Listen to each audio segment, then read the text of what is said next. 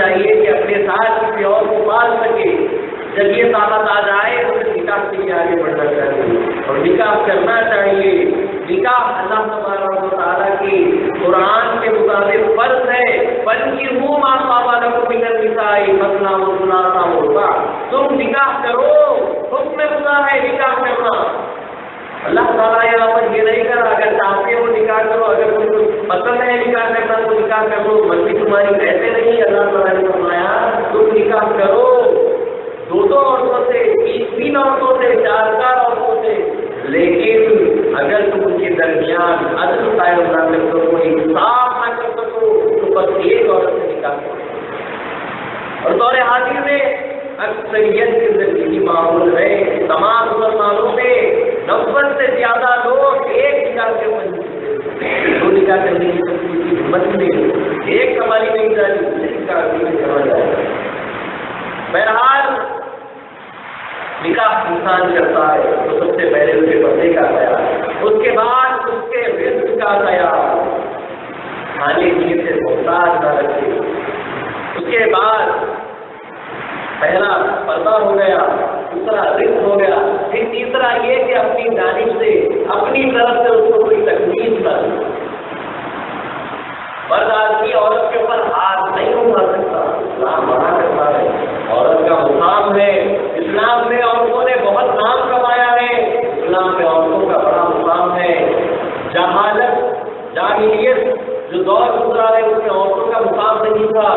عورتوں کو غلاموں کی طرح لوڈیوں کی طرح رکھا جاتا تھا، بیکار بے پردہ رکھا جاتا تھا. لیکن جب اسلام آیا تو عورت کا مقام ہوا، اسلام نے اس کو چادر اڑائی، اس کو پردہ دیا، اس کے کھانے پینے کا انتظام کروایا، اس کو مار کھانے سے بچایا. اسلام نے کہا کہ عورتوں کے پر ہاتھ نہیں اٹھانا چاہیے.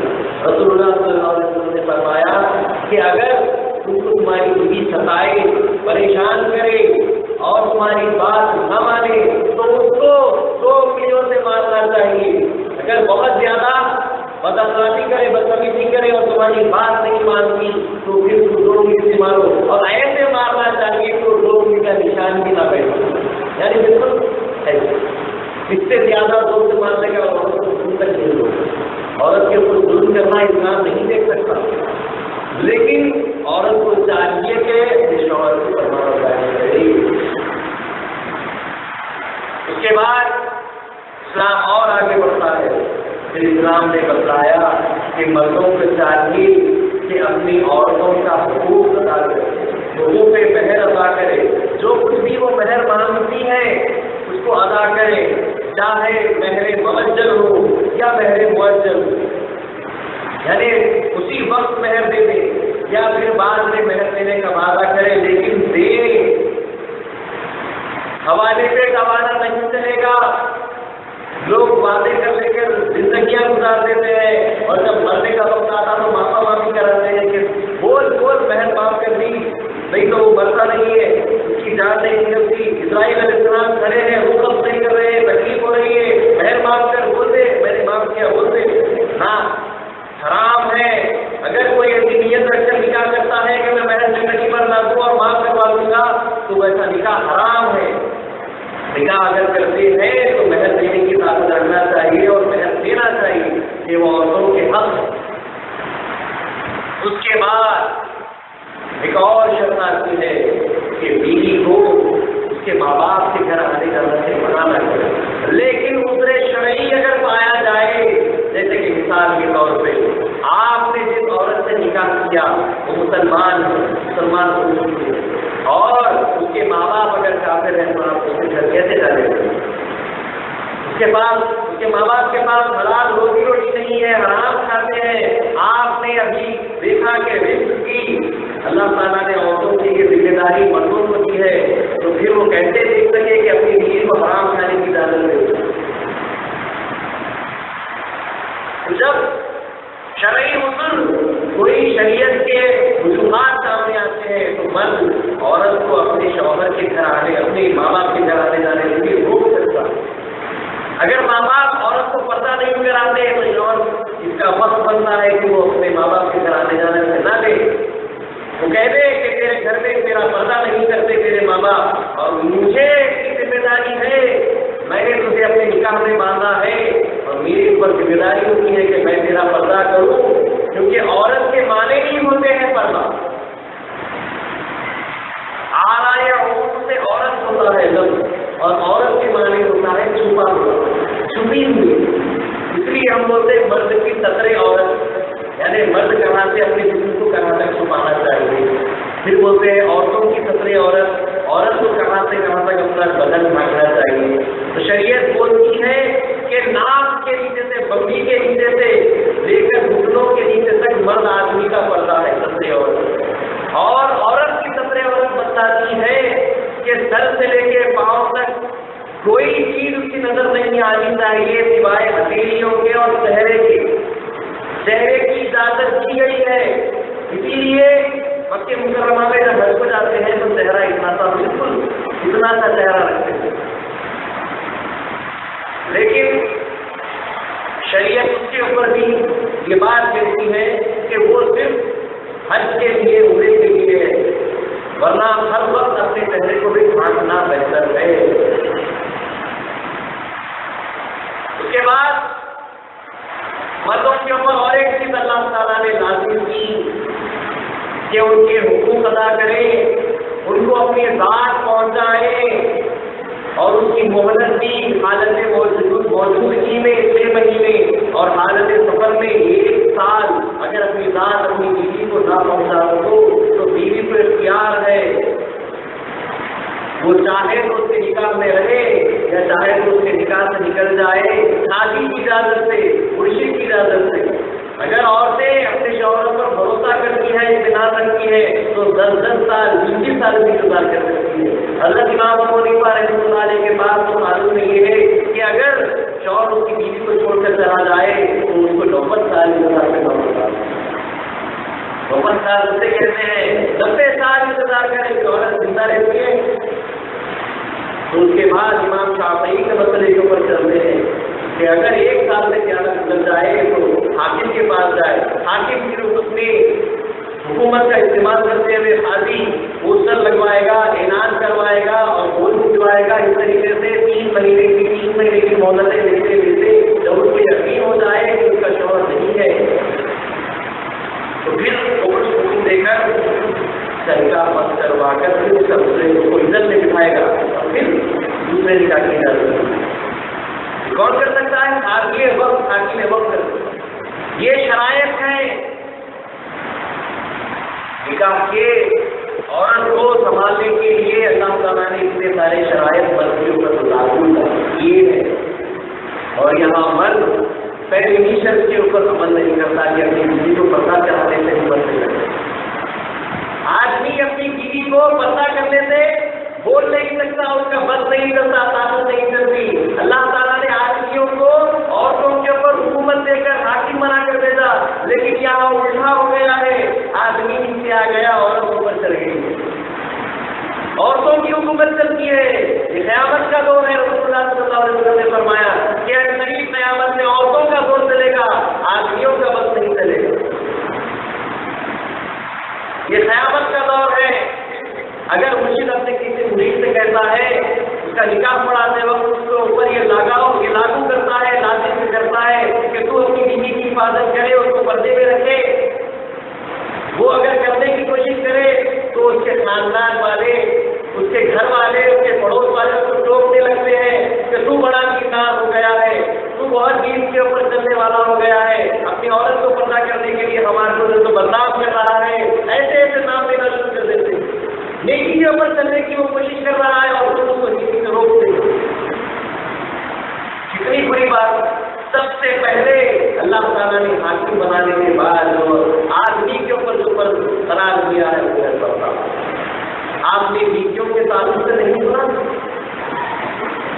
حضرت بی بی فاطمہ خاتون جنت رضی اللہ تعالیٰ عنہا کا دم عقیق چل رہا ہے، آخری سانسیں چل رہی ہیں.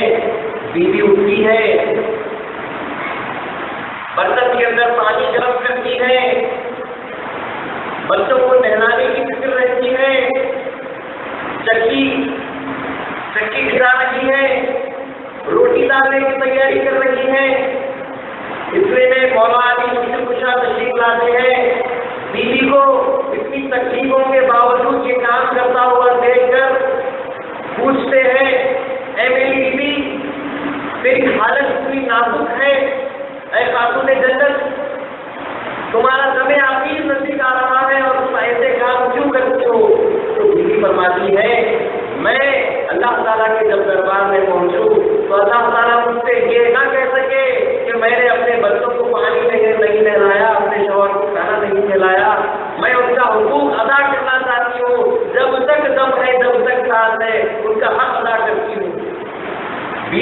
یہ کیفیت تھی. اس کے بعد مولا علی مشکل شاہ رضی اللہ تعالیٰ عنہ جب بازو بیٹھے تو بیوی نے ایک وصیت کی کہ میری ایک عرض ہے آپ سے کہ جب میرا انتقال ہو جائے، جب میں خدا تعالیٰ کے پاس اٹھا لی جاؤں تو مجھے رات کے وقت قبرستان میں لے جانا، دن کے وقت نہ لے جانا، اور خبردار کہ کسی آدمی کو بھی میری میت کے حاضر ہونے نہ دے، میرے گھر والوں کے سوائے کسی آدمی کو نہ بتلائے کہ میں اپنے جنازے کو بھی کسی آدمی کی نظر پر نہ دوں. کوئی آدمی مجھے نہیں دیکھا زندگی بھر، لیکن میں یہ چاہتی ہوں کہ وہ آدمی میرے جنازے کو بھی نہ دیکھے، کوئی نامحرم شخص میرے جنازے کو بھی نہ دیکھے. میں یہ چاہتی ہوں کہ میں اتنا پردے میں رہنا چاہتی ہوں، میں نبی کی نہیں.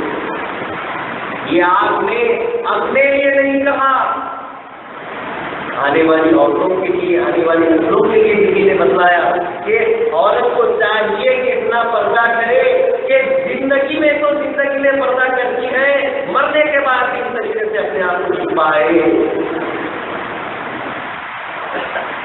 کیا آپ نے جنگ جبل کے اندر وہ واقعہ نہیں سنا کہ بی بی عائشہ صدیقہ رضی اللہ تعالیٰ عنہا اونٹ پر بیٹھی ہوئی ہے، اتنے میں دشمنوں نے آپ کی اونٹنی کے اوپر وار کیا، اونٹنی کے دونوں پاؤں کٹ گئے، اونٹنی گر پڑی، بیوی گرتی ہوئی لڑکتی ہوئی باہر آ گئی، پردہ اوڑھنی آپ کی اڑ گئی. تو آپ نے آواز لگائی کہ کوئی کیا اللہ کا بندہ ہے جو ام المؤمنین کی حفاظت کر سکے. تو حضرت علی رضی اللہ تعالیٰ عنہ آگے بڑھے کہ میں اپنی ماں کی حفاظت کرنے کے لیے آگے بڑھتا ہوں، اور پردہ کرنے کے لیے کھڑے ہو گئے. یہ نہیں دیکھا کہ جنگ چل رہی ہے، کوئی مجھ پر وار کر سکتا ہے. انہوں نے سب سے آگے بڑھ کر یہ دیکھا کہ میں اپنی ماں کی حفاظت کروں، ان کے پردے کا خیال کروں. سر پر موت ناز رہی ہے، لیکن شریعت کی پاسمانی اس کو کہتے ہیں.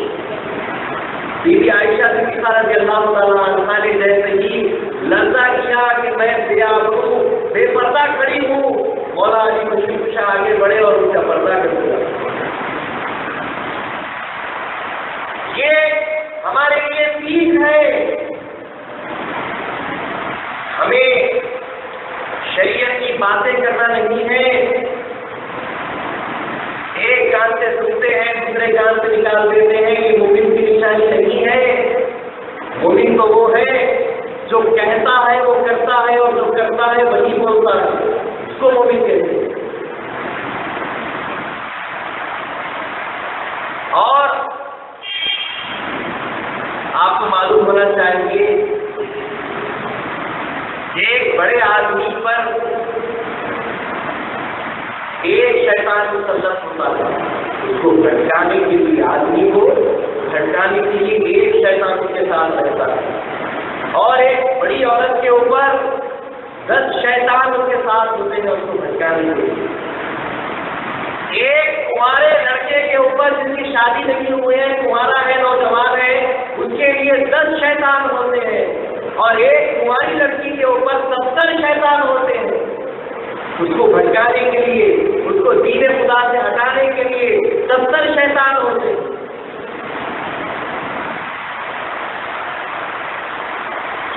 آپ کو سوچنا چاہیے کہ اپنی لڑکیوں کی، اپنی بچیوں کی کیسے حفاظت کرنی چاہیے. اللہ تعالیٰ قرآن پاک میں ارشاد فرماتا ہے ان اللہ یحب التوابین ویحب المتطہرین. اللہ تعالیٰ توبہ کرنے والوں کو اور پاک رہنے والوں کو پسند کرتا ہے، محبوب رکھتا ہے. توبہ کرنے کے لیے کوئی عمر نہیں ہے کہ جوان تھے تو توبہ کر لیتے، اب تو بوڑھے ہو گئے اب کیا توبہ کریں. نہیں، جیسے ہی انسان کو اپنی غلطی کا احساس ہوتا ہے وہ اسی وقت توبہ کر لیتا ہے، وہ اس کی توبہ قبول ہو جاتی ہے. توبہ کرنے کے لیے کوئی عمر کی ضرورت نہیں. غلطی کا احساس ہوتا ہے، توبہ کرتا ہے تو اللہ تعالیٰ اس کے سچے دل سے جو توبہ کیا توبہ کو قبول کر لیتا ہے. آگے اللہ تعالیٰ نے ارشاد فرمایا وَيُحِبُّ الْمُتَطَہِّرِينَ. پاک رہنے والوں کا اللہ تعالیٰ پسند کرتا ہے. جب پاکی کی بات آتی ہے تو آدمی کہتا ہے کہ پاک رہنے والوں کو اللہ پسند کرتا ہے، نہاتا ہے، صاف ستھرے دھلے ہوئے کپڑے پہنتا ہے، عطر लगाता है اور کہتا ہے میں اب پاک ہو گیا، نرگس کو پاک نہیں ہوا۔ یہاں اللہ تعالیٰ نے توبہ کے ساتھ پاکی کا ذکر کیا ہے۔ توبہ اوپر کی پاکی کو نہیں کہتے، توبہ کہتے ہیں نفس کی پاکی کو، اپنے دل کی پاکی کو کہتے ہیں کہ اپنا دل پاک ہو جاتا ہے، توبہ کرتا ہے، اپنے من کو صاف کیا جاتا ہے توبہ کے ذریعے، اور اسی توبہ کے ذریعے سے جو پاکی ہوتی ہے اس پاکی کو ایسے پاک کرنے والوں کا اللہ محبوب رکھتا ہے۔ ظاہری پاکی نہیں، باطنی پاکی ہونی چاہیے۔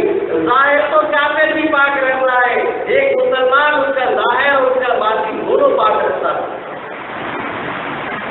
یعنی کہ اپنے جسم کی پاکی ایسی ہونی چاہیے کہ اپنی آنکھوں کی پاکی ہو، اپنے کانوں کی پاکی ہو، اپنی زبان کی پاکی ہو، اپنے پیٹ کی پاکی ہو، اپنے ہاتھوں کی پاکی ہو، اپنے پیروں کی پاکی ہو۔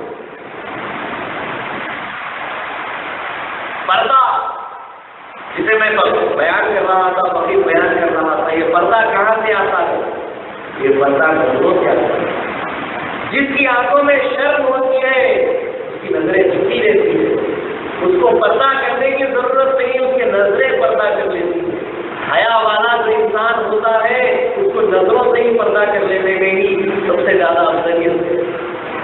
اسی لیے شریعت کہتی ہے کہ پہلی نظر معاف ہے، یعنی پہلی نظر اگر کسی عورت پر پڑ جائے تو فوراً نظر چرا لے تو وہ پاکی میں آتا ہے۔ پھر جب یہ بیان ہو رہا تھا بزرگوں میں سے، جب کوئی بزرگ بیٹھ کر اس طریقے سے پردے کا بیان کر رہے تھے، اس دور میں بھی ایسے لوگ ہوتے تھے، تو ایک شخص نے اٹھ کے کہا کہ اگر پہلی نظر معاف ہے تو پہلی نظر نہیں ہے، اگر روح ٹکٹکی لگا کر دیکھ لے تو چلے گا؟ پوچھا کہ پہلی نظر تو معاف ہوتی ہے تو پہلی نظر میں جی بھر کے دیکھ لیں گے تب تو چلے گا؟ فرمایا اس کو پہلی نظر سے کہا گیا، وہ تو دوسری نظر بن گئی۔ پہلی نظر شرم کی نظر ہوتی ہے، حیا کی نظر ہوتی ہے، وہ جو دوسری نظر ہوتی ہے وہ تو بے حیائی کی نظر ہوتی ہے۔ پہلی نظر معاف ہے، اچانک نظر پڑ جائے تو آنکھ کی دھوپ کرنی چاہیے، اس کو پہلی نظر کہتے ہیں۔ تو پہلی نظر معاف ہے، اپنی آنکھوں کے لیے عبادت پیدا کرنے کے لیے نظروں کو نیچے رکھنی چاہیے۔ بزرگان دین کا یہ شیوا رہا ہے، یہ عمل رہا ہے کہ وہ اپنی نظروں کو جھکا کر چلتے ہیں، اور ہمارے پاس قوم محمدیہ کے پاس مرشدین کو جو چادر اڑائی جاتی ہے، جو ان کے سر پر ان کی پگڑی پر چادر اڑاتے ہیں تو مرشد اڑاتے ہوئے کہتے ہیں کہ اللہ تعالیٰ تمہاری نظروں کی حفاظت کرے۔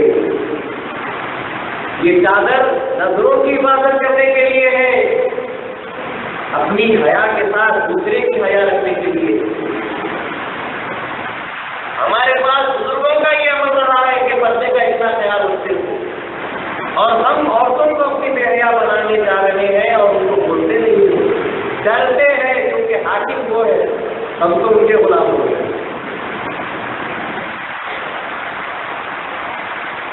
اسی طریقے سے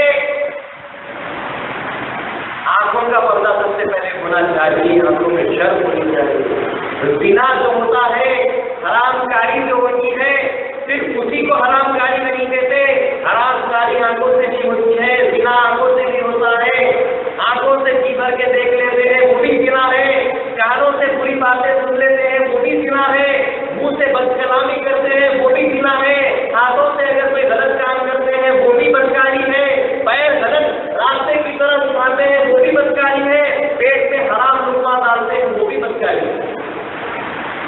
گناہ صرف گناہ جا کر کرنے سے گناہ نہیں، سارے اعضاء کو گناہ سے محفوظ رکھنا چاہیے۔ سب سے پہلی چیز جو گناہ میں انسان کو مبتلا کرتی ہے وہ اس کی نظر ہوتی ہے۔ انسان اپنی نظر کی پہلے حفاظت کرنی چاہیے، لیکن لاکھ انسان نظر کی حفاظت کرے لیکن سامنے والا بے حیا اگر ہو جائے تو پھر کیا کر سکتا ہے؟ عورت اگر خود بے حیائی میں اتر آتی ہے تو جو 70 شیطان اس کے ساتھ ہوتے ہیں وہ اس کے اوپر خوش ہو جاتے ہیں، اس کو اور ملعون بناتے جاتے ہیں، عذاب میں ڈالتے جاتے ہیں، اور وہ جس دن آدمی کی نظر میں آتی ہے ان ساروں کا عذاب اس عورت کو ہو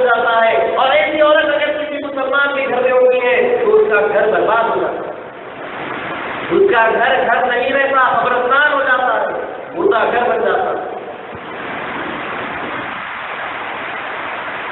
آدمی برابر اپنے کپڑے پہنتا ہے نیچے سے اوپر تک، اگر انگریزوں کو بھی ہم دیکھتے ہیں تو سوٹ بوٹ پہن کر پوری طریقے سے پردے میں آدمی رہتا ہے، جس کو پیٹ اور چھاتی دکھانے کی بھی اجازت ہے، پیر کی بندیاں دکھانے کی بھی اجازت ہے، لیکن الٹا ہو چکا ہے، آدمی پورے کپڑے پہنتا ہے اور وہ کھلا چھوڑ دیتا ہے۔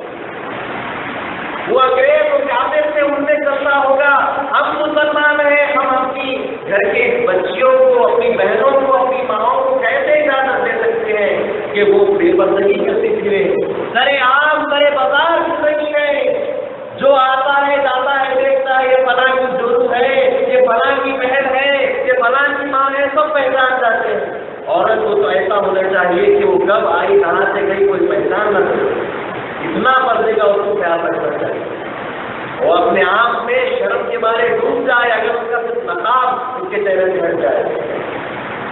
حضرت امام حسین رضی اللہ تعالیٰ عنہ کے گھر والوں کو جب ظلم اور ستم میں مبتلا کر دیا گیا، ابن صاحب نے آواز لگائی کہ جاؤ خیموں کو لوٹ لو، بیویوں کو بے پردہ کرو، تو بی بی زینب رضی اللہ تعالیٰ عنہ کے پاس آ کر آپ کی چادر کھینچنے کی کوشش کی تو آپ نے آواز لگائی تو جانتا نہیں میں کون ہوں، میں امام حسین کی بہن، تجھے شرم نہیں آتی کہ اہل بیت اطہار کی طرف بے پردگی کا جو تو سلوک کرے؟